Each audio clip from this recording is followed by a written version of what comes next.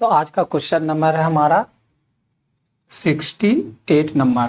तो 68 number question क्या बोलता है, two numbers are in the ratio 2:3।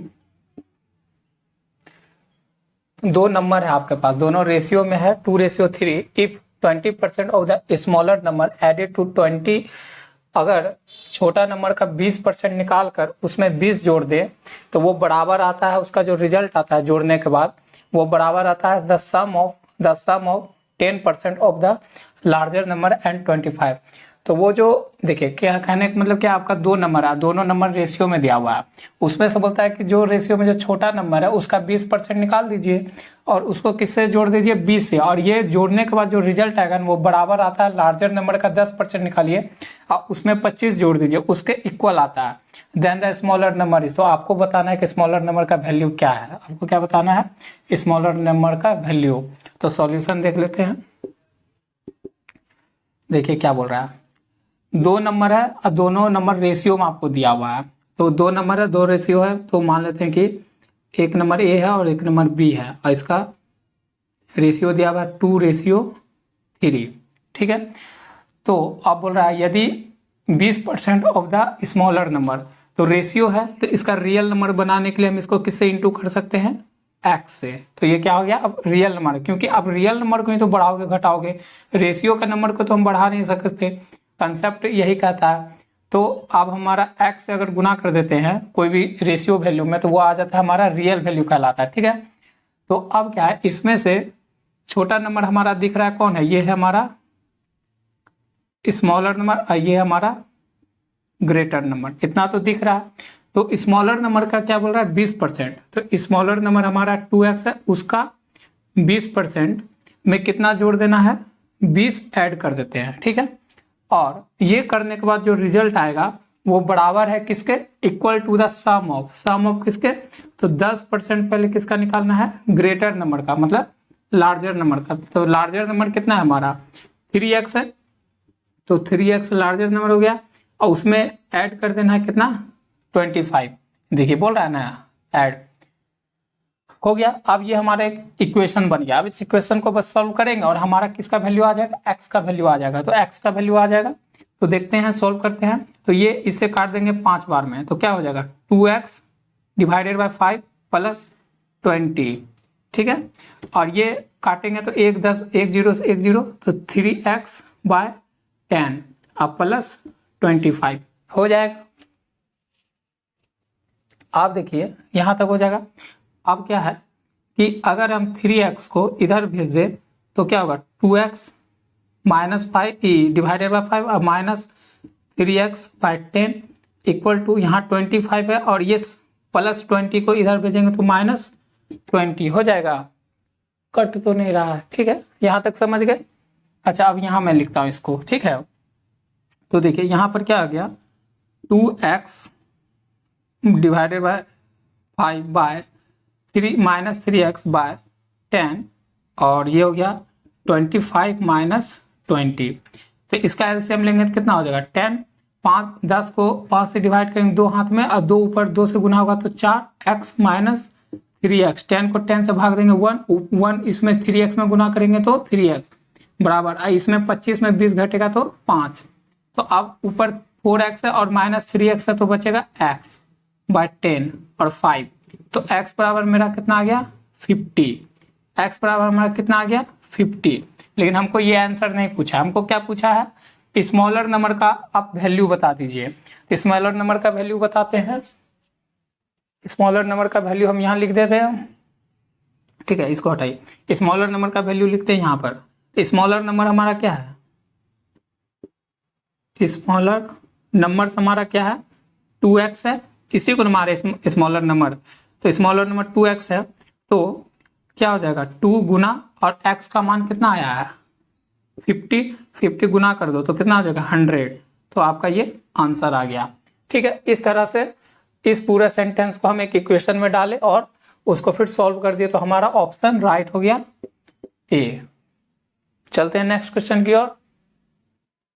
अब हमारा क्वेश्चन नंबर आ गया 69। तो 69 नंबर क्वेश्चन पढ़कर इसका सॉल्यूशन समझते हैं। टू नंबर्स आर रिस्पेक्टिवली, क्या बोला कि दो नंबर है, ठीक है, वो दो नंबर कितना है आपका 20% और 50% है, ठीक है। दो नंबर है कोई भी, अब वो 20% और 50% ज्यादा है, मोर देन ज्यादा है किससे, कोई एक थर्ड नंबर है उससे जो है दो नंबर 20% और 25% ज्यादा है किससे, थर्ड नंबर से। Then the ratio of the two numbers, तो वो जो दो नंबर है जो थर्ड नंबर से ज्यादा, उस दोनों नंबर का रेशियो बताइए। क्या बताइए, रेशियो फाइंड करना आपको। तो चलिए सॉल्यूशन लगा लेते हैं। क्या बोला कि आपको दो नंबर है, मान लीजिए दो नंबर ए है और हमारा बी है, ठीक है, नहीं तीन नंबर मानना होगा ना, ए है, बी है और सी है, ठीक है। तो हम रेफरेंस के लिए थर्ड नंबर कितना मान लेते हैं, सी है थर्ड नंबर, तो वो हमारा 100 है। उससे जो फर्स्ट नंबर ए है वो कितना है, 20 ज्यादा है, तो कितना हो जाएगा 120। और जो सेकंड नंबर बी है वो थर्ड नंबर से कितना ज्यादा है, सी से 50%, तो 150 हो जाएगा। कैसे आया, तो आपको समझना है ये चीज। तो आप हम मेरा जो है प्रीवियस वीडियो देख के आइए, मैंने प्रीवियस बहुत अच्छा से थ्योरी के साथ पढ़ाते आया। अगर नहीं है चलिए यहाँ भी मैं समझा देता हूँ, थोड़ा लॉन्ग वीडियो हो जाएगा तो कोई बात नहीं। देखिए कैसे आया, ये निकालने का एक ही फॉर्मूला है। अगर कोई भी बोलेगा कि 20% 25 या 20% 50% ज़्यादा है, तो उसका यही है कि 100 गुना में 100 प्लस माइनस x प्रतिशत। ये फॉर्मूला याद रख लीजिए कि कभी भी किसी भी नंबर को बोले कि वो थर्ड नंबर या कोई भी नंबर 20% ज़्यादा है, 50% ज़्यादा है, तो ये इक्वेशन होता है। तो इसमें क्या करेंगे, पहला नंबर मान लीजिए ए नंबर निकाल रहे हैं, तो 100 गुना 100 ज्यादा है तो किसको पिक करेंगे, प्लस को। और कितना ज्यादा है, एक्स का मान कितना ज्यादा बोल रहा है 20, तो 20 अब परसेंटेज को उड़ा दिए तो 100 डिवाइड हो गया, ये 100 से 100 खत्म, तो क्या बना 120 ये बना। इसी तरह आप 150 का भी निकाल लेना, ठीक है, समझ गए यहाँ तक। तो ये मैं मिटा देता हूँ। अब मैंने अपने प्रीवियस क्लास में ये बहुत अच्छा से आपको सॉल्यूशन बताते आ रहा हूँ कि कैसे क्या टूट रहा था। तो ये हो गया। तो अब क्या बोल रहा है कि आपको बस ये काम हो गया, अब बस बताना है कि रेशियो बताना है कि दो नंबर का रेशियो कौन है, तो वो कौन सा दो नंबर इसमें पिक करे। तो नहीं, थर्ड नंबर नहीं बोल रहा है, ये जो थर्ड नंबर से ये दोनों नंबर बड़ा है ना 20% और 50%, इसी दोनों का रेशियो पूछा आपसे। तो रेशियो निकाल लेते हैं, ठीक है, ए बाय बी का। तो ए कितना है 120 और ये है 150, तो 0 से 0 काट देंगे और ये काटेगा 3 से 4 में, ये 3 से 5 बार में। तो हमारा रेशियो क्या निकला 4:5, यही तो निकला। तो ऑप्शन में देख लेते हैं, ऑप्शन में हमारा ऑप्शन सी मैच कर रहा है, तो ऑप्शन सी हमारा क्या हो जाएगा, आंसर हो जाएगा। ठीक है, समझ में आ रहा है। तो चलते हैं नेक्स्ट क्वेश्चन की ओर बढ़ते हैं। अब हमारा क्वेश्चन नंबर है 70 नंबर क्वेश्चन क्या बोल रहा है, छोटा सा क्वेश्चन है। 50% of 45% of a number is 105.3, what is 24% of that number. क्या बोला कि कोई नंबर है, कोई एक नंबर है, ठीक है, तो कोई एक नंबर का क्या बोल रहा है कि कोई एक नंबर हम मान लेते हैं पी है, सपोज पी है, उसका बोल रहा है कि 15%, उसी का क्या बोल रहा है 45%, ठीक है, वो बराबर है किसके 105.3 के बराबर। डेसिमल उड़ा देते तो नीचे 0, ठीक है, तो ये बराबर है। तो ये हमको पी नंबर चाहिए, तो सारा चीज को इधर भेज देते हैं। तो पी क्या हो जाएगा 1053/10, 100 ऊपर 100 ऊपर, ये नीचे 15 और ये नीचे 45। अब आप देखिए यही तो पी नंबर है, इसी का बोल रहा है कितना निकालने 24% निकालने, तो इसी का 24% यहाँ निकाल लेते हैं। तो हमारा एक लाइन में हो गया, ठीक है, इससे क्या होगा टाइम बचता है एग्जाम में।